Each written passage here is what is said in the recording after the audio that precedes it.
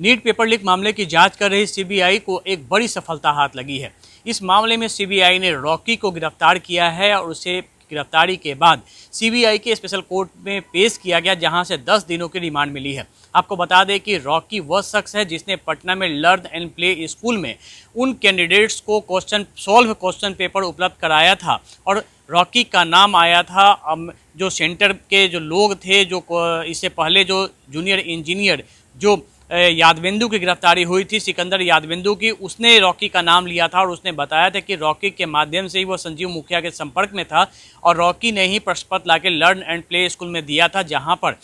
करीब 2 दर्जन बच्चों को वहां पे क्वेश्चन पेपर रटवाया गया था, आंसर रटवाए गए थे और उसके बाद रॉकी का पता नहीं चल पा रहा था। रॉकी फरार था और संजीव मुखिया के साथ उसकी भी तलाश सीबीआई को बड़े ही सरगर्मी से थी। हालांकि इससे पहले जब आर्थिक अपराध इकाई जांच कर रही थी, रॉकी का नाम तो आया था, लेकिन रॉकी की गिरफ्तारी नहीं हुई थी और रॉकी के बारे में पुख्ता सबूत भी हाथ नहीं लगे थे। हालांकि बताया जा रहा है कि सीबीआई को यह बड़ी सफलता तब हाथ लगी है जब उसने 2 दिन पहले पटना में सन्नी को गिरफ्तार किया था। सन्नी वो शख्स था जिसे वो भी एक कैंडिडेट था और वो भी रॉकी से जुड़ा हुआ था और इस मामले में एक और गार्जियन को गिरफ्तार किया गया। 2 लोगों की गिरफ्तारी हुई थी और जिसके बाद रॉकी के ठिकाने का पता चला गया और उसके बाद सीबीआई ने रॉकी को ट्रैप में लिया और रॉकी की गिरफ्तारी बताया जा रहा है कि झारखंड के एक शहर से हुई है, जहां से उसे गिरफ्तार करके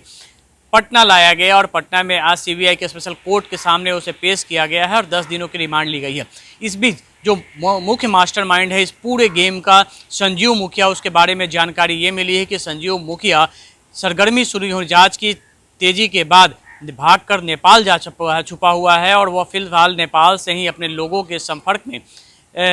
में है और वहीं से वो पूरे गतिविधियों पर नज़र रख रहा है। इसके अलावा जो बड़ी गिरफ्तारी हुई थी वो धनबाद से हुई थी, जहां पे अमन सिंह की गिरफ्तारी हुई थी। अमन सिंह भी पूरे गैंग का मास्टरमाइंड कह सकते हैं कि संजीव मुखिया के बाद वही पूरा जो झारखंड की जो कमान थी वो कर रहा था। लेकिन सबसे बड़ी बात है कि इस नीट पेपर लीक मामले की जांच में जो सीबीआई ने इस बात का खुलासा किया था वो था हजारीबाग के ओएसिस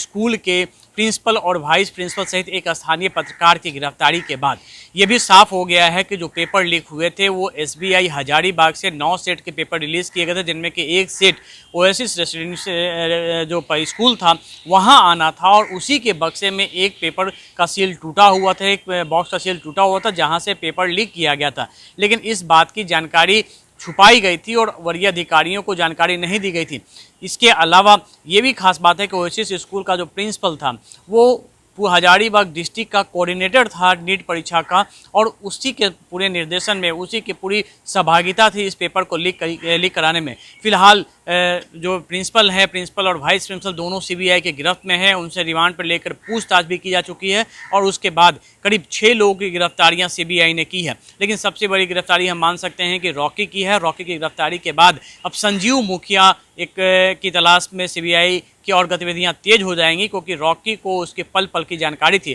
फिलहाल हमारे सूत्र ये बता रहे हैं कि संजीव मुखिया नेपाल भाग चुका है और इस पेपर लीक कांड का एक और आरोपी है अतुल वत्स, जो पहले भी कई राज्यों की तरफ से वांटेड है, जो बिहार के जहानाबाद का रहने वाला है, वो भी जाके छुपा है नेपाल में और उसी के साथ संजीव मुखिया भी है। क्योंकि जैसे ही गतिविधियां बढ़ी थी, पहले तो उसने जमानत के लिए कोशिश की, लेकिन जब जमानत उसे नहीं मिली तो उसके बाद उसी की तरफ से कोई उसकी प्रतिक्रिया नहीं आई और बताया जा रहा है कि वो नेपाल में जा छुपा हुआ है गिरफ्तारी के डर से। जब तक संजीव मुखिया नहीं गिरफ्तार होता है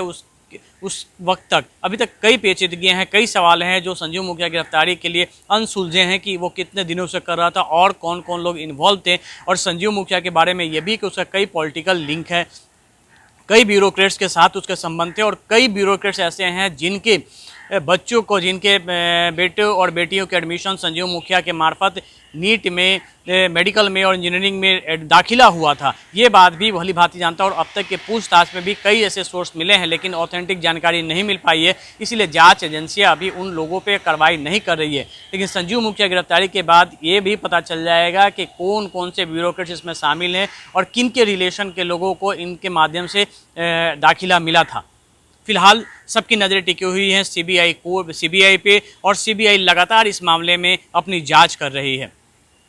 कैमरामैन सनी के साथ अमिताभ ओझा, पटना न्यूज़ 24।